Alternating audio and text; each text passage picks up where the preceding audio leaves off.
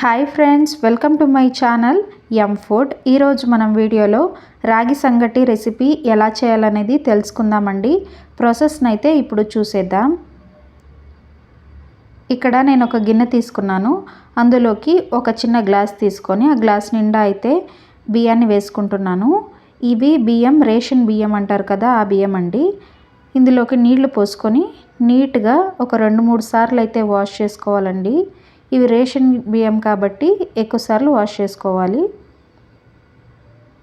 ఇవి వాష్ చేసుకున్న తర్వాత ఇందులోకైతే నేను ఏ గ్లాస్తో అయితే రైస్ తీసుకున్నానో ఆ గ్లాస్తో ఒక 5 గ్లాసులు వాటర్ అయితే పోసుకుంటున్నాను. వాటర్ పోసుకున్న తర్వాత ఒక అరగంట నానబెట్టుకోండి.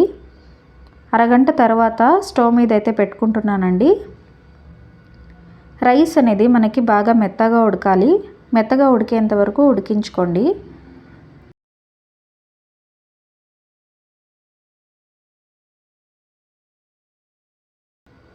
ఇప్పుడైతే మనకి రైస్ అనేది మెత్తగా ఈ విధంగా ఉడకాలండి. మెత్తగా ఉడికిపోయింది.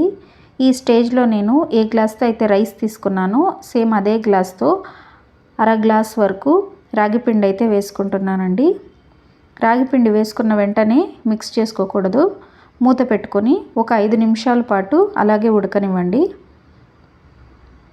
ఒక 5 నిమిషాల తర్వాత అయితే దీన్నైతే మనం స్టవ్ ఆఫ్ చేసుకొని మిక్స్ చేసుకుందామండి. ఇప్పుడు వేడిగా ఉన్నప్పుడే ఉండలు లేకుండా త్వరగా మిక్స్ చేసుకోండి.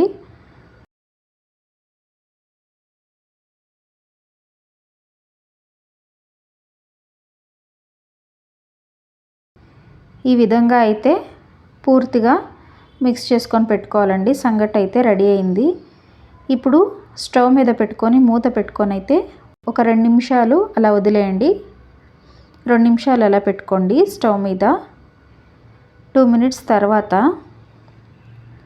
ఒక బౌల్లో కొద్దిగా వాటర్ తీసుకొని ఒక గిన్నె తీసుకొని ఆ గిన్నెకైతే ఈ వాటర్ అయితే అప్లై చేసుకోండి. ఇప్పుడు ఇందులోకి మనం సంగటి అయితే వేసుకుందామండి. మీకు ఏ సైజ్ కావాలంటే ఆ సైజ్ ముద్దలు అయితే చేసుకోండి.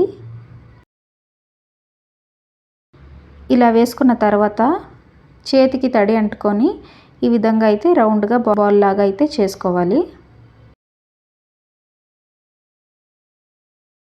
అంతేనండి, సంగటి రెడీ అయిపోయింది.